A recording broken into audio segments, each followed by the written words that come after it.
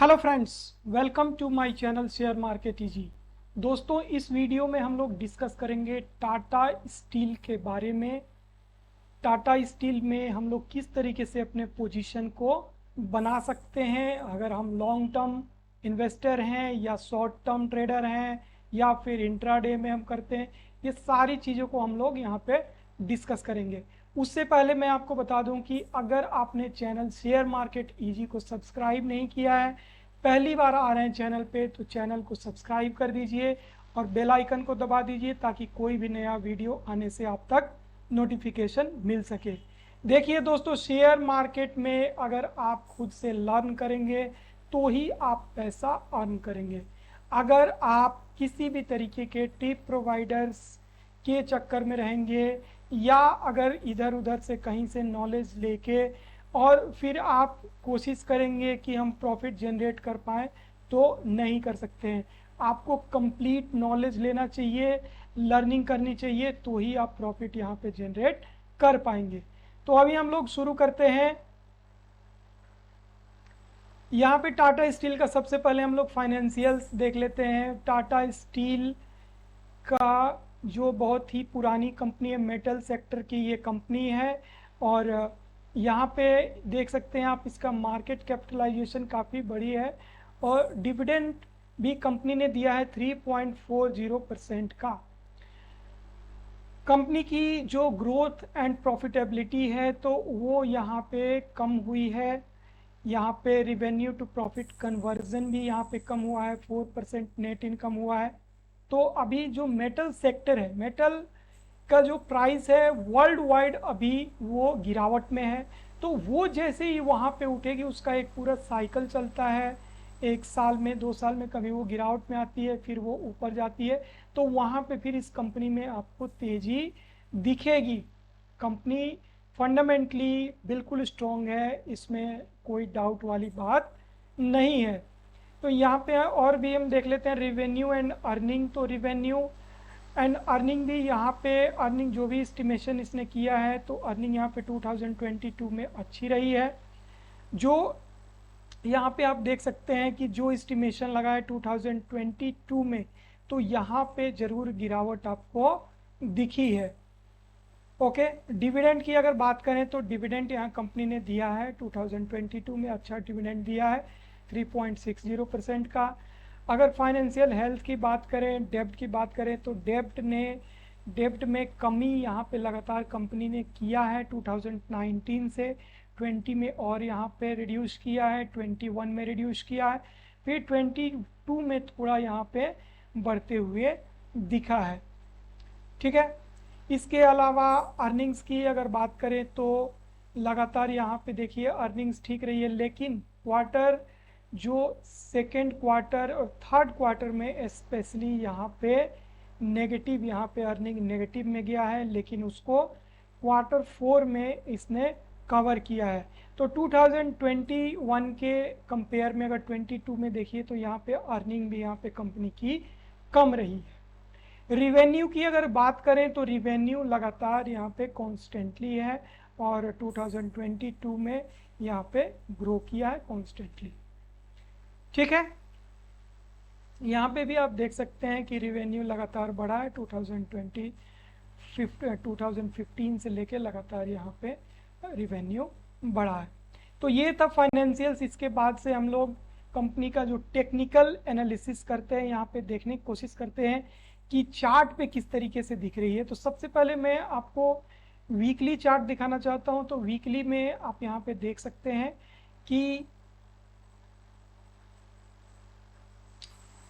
Weekly में आपको अगर आप देखेंगे तो 2021 यहाँ पे इसी प्राइस पे कंपनी ट्रेड कर रही थी 108 के आसपास, और आज जो इसने क्लोजिंग दिया है 108 का दिया है। यहाँ पे 1.93% ऊपर जाके आज इसने क्लोज किया है, 2.05 रुपीज़ ऊपर जाके यहाँ पे क्लोज किया है। ठीक है, दूसरी चीज़ तो यहाँ पे कंसोलिडेशन काफ़ी अच्छा हो चुका है, लगभग 2 सालों का यहाँ पे कंसोलिडेशन हो चुका है 2021 से लेके, और अभी 2023 चल रहा है, तो 2 साल से ज़्यादा का कंसोलिडेशन हो चुका है। प्लस में अगर आप यहाँ पे देखेंगे तो शेयर में यहाँ पे जो पैटर्न बन रहा है, यहाँ पे तो लोअर हाइज बने हैं, लोअर हाइज यहाँ पे बने हैं, और यहाँ पे अब हायर लोज बन रहा है। ठीक है, तो जैसे ही यहाँ से ब्रेकआउट होता है 2112, इसके ऊपर जैसे ही निकलता है तो वहाँ से फिर आपको अच्छी तेज़ी दिखने की मिलेगी, और टारगेट आपके हो जाएंगे 124, उसके बाद 137 और 148। ये आपको टारगेट दिख सकते हैं आने वाले टाइम में, अगर 112 के ऊपर निकलता है तो। यहाँ पे देखिए हायर लोज, अगर प्राइस एक्शन के हिसाब से देखें तो यहाँ पे हायर लोज बना है, अप ट्रेंड में यहाँ पे जा रहा है वीकली चार्ट पे। तो ये एक बहुत बड़ा यहाँ पे साइन है कि यहाँ पे अपसाइड मूव आने की संभावना है। ठीक है, सेकेंड चीज़ मैं आपको बता दूं कि बहुत ही इम्पोर्टेंट है कि आपका व्यू क्या है।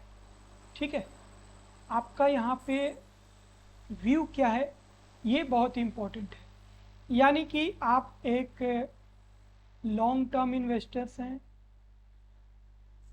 लॉन्ग टर्म यहाँ पे व्यू है, आपका शॉर्ट टर्म व्यू है, या फिर आपका इंट्राडे व्यू है। तो देखिए व्यू के हिसाब से लॉन्ग टर्म में क्या हुआ, मिनिमम यहाँ पे 1 ईयर, मिनिमम आप 1 ईयर होल्ड कर रहे हैं तो आप इसको लॉन्ग टर्म मान सकते हैं, 1 ईयर से ज़्यादा। शॉर्ट टर्म आप 2 मंथ से लेके और 2 मंथ टू 1 ईयर, ये आपका शॉर्ट टर्म हो गया। ठीक है, जिस तरीके से आपका वो टारगेट रहेगा चार्ट के हिसाब से, उस तरीके से आप शॉर्ट टर्म में रख सकते हैं, और इंट्राडे बिल्कुल ही अलग चीज़ हो जाती है। तो इस हिसाब से आपको फिर अपने प्लान को बनाना है। तो यहाँ पे अगर देखिए, अगर आपका लॉन्ग टर्म व्यू है, अगर आपका लॉन्ग टर्म यहाँ पे व्यू है, तो फिर आप यहाँ पे बाई कर सकते हैं इस टाइम।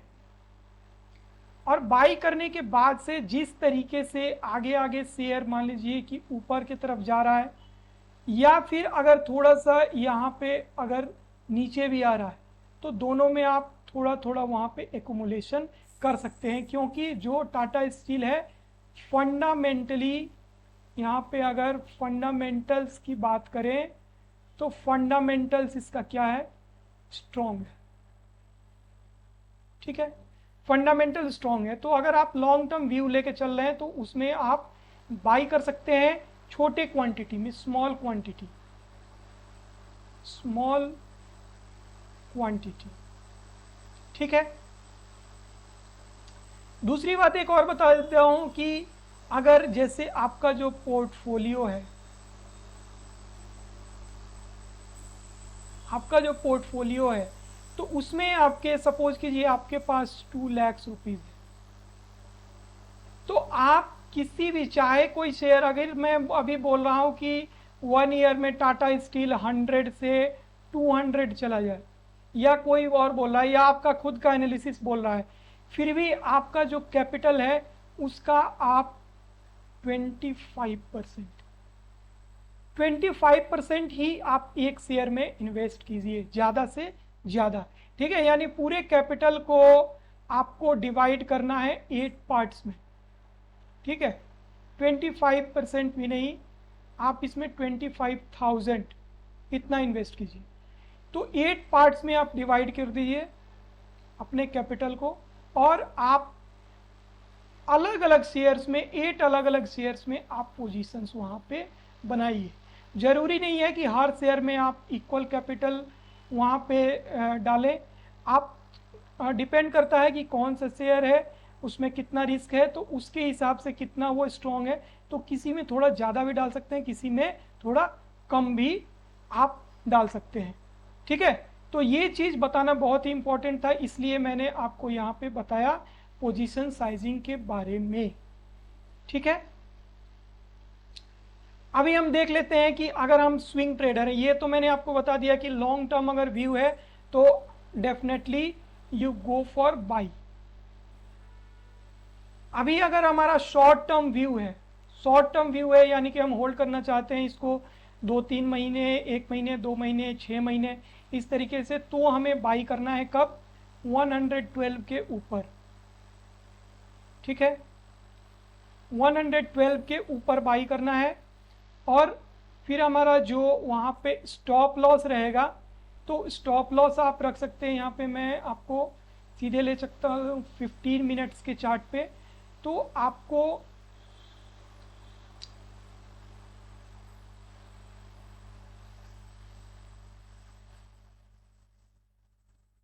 ₹105 ये आप अपना एसएल रख सकते हैं वहाँ पे। 105 का आप एसएल रख सकते हैं। ठीक है, तो आपको यहाँ पे अगर इसी प्राइस पे मिलता है तो 3 से 4 रुपए का आपको एसएल है, ज़्यादा यहाँ पे बड़ा एसएल नहीं है। और लेकिन जो आपको टारगेट मिलेगा वो आपको मिलेगा, मैंने आपको दिखाया था,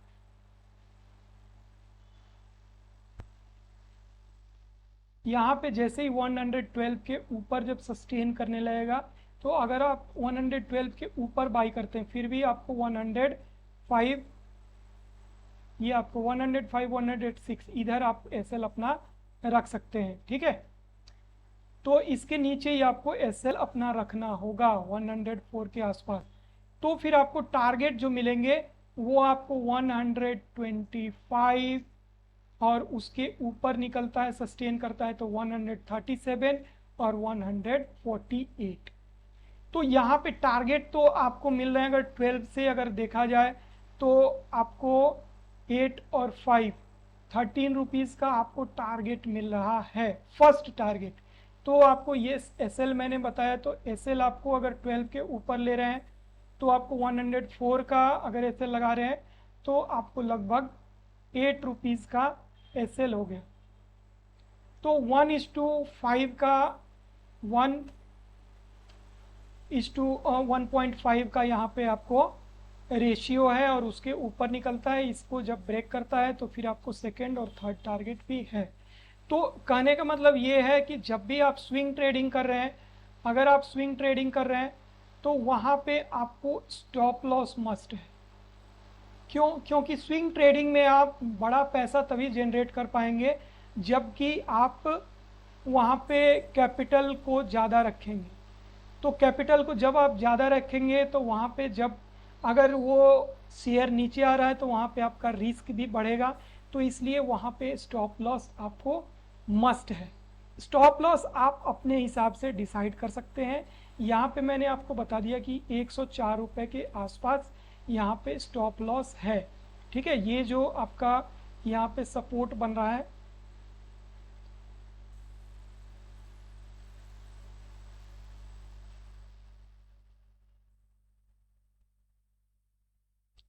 तो यहाँ पे आप देख सकते हैं कि यहीं पे एक सपोर्ट है।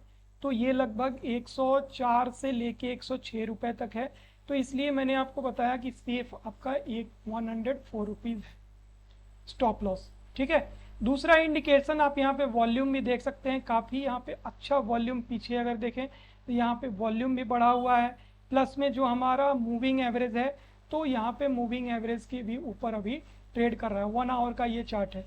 अगर 1 डे में देखेंगे तो 1 डे में ज़रूर, 1 डे में भी अभी ये आपको ये मूविंग एवरेज 9 और 21 के ऊपर निकल चुका है। हम 50 में देखते हैं कि 50 में क्या है। तो यहाँ पे मैं 50 लगा देता हूँ। ओके, तो ये अभी 50 ईएमए हो गया। तो देखिए 50 ईएमए को भी क्रॉस यहाँ पे कर चुका है। ठीक है, तो 50 ईएमए के भी ऊपर अभी ट्रेड कर रहा है। तो ये सारी चीज़ें यहाँ पे पॉजिटिव है। प्लस में आप देखेंगे यहाँ पे तो डबल बॉटम भी बन चुका है। यहाँ पे आप देख सकते हैं 1 डे चार्ट में ये और ये डबल बॉटम यानी कि अगर यहाँ से एक डब्ल्यू पैटर्न यहाँ पे बन रहा है, तो जब ये, इसीलिए मैंने बोला आपको कि इसके ऊपर निकलेगा तो, यानी लगभग 111 रुपये, 112 रुपये, ठीक है, 111, इसके ऊपर जब सस्टेन करने लगेगा, यानी 112 पे सस्टेन करने लगेगा, फिर आपको ये बड़े टारगेट्स मिलेंगे, ठीक है, जिसमें ये आपको मैंने टारगेट बताया 125 का, ये पहला ही टारगेट होगा। तो इस तरीके से हो सकता है। अब यहाँ से जाके एक रिवर्सल भी, ब्रेकडाउन भी हो सकता है, इसलिए मैं बताया कि स्विंग ट्रेडर्स के लिए 112 के ऊपर ही बाई करना है, उसके नीचे बाई नहीं करना है। 111 मतलब 112 पहुँचता है तो आप बाई कर सकते हैं, और अपना SL 104 रुपये, ये आप अपना SL लगा सकते हैं, ठीक है। तो इस वीडियो में इतना ही दोस्तों, मिलते हैं अगले एनालिसिस वीडियो में, तब तक के लिए नमस्कार। वीडियो अच्छा लगता है तो वीडियो को लाइक कीजिए, चैनल को अभी भी आपने सब्सक्राइब नहीं किया है तो अभी रुक के उसको सब्सक्राइब कर दीजिए। जो भी आपके कमेंट है कमेंट बॉक्स में जाके वहाँ पे कमेंट कीजिए। Thank you very much.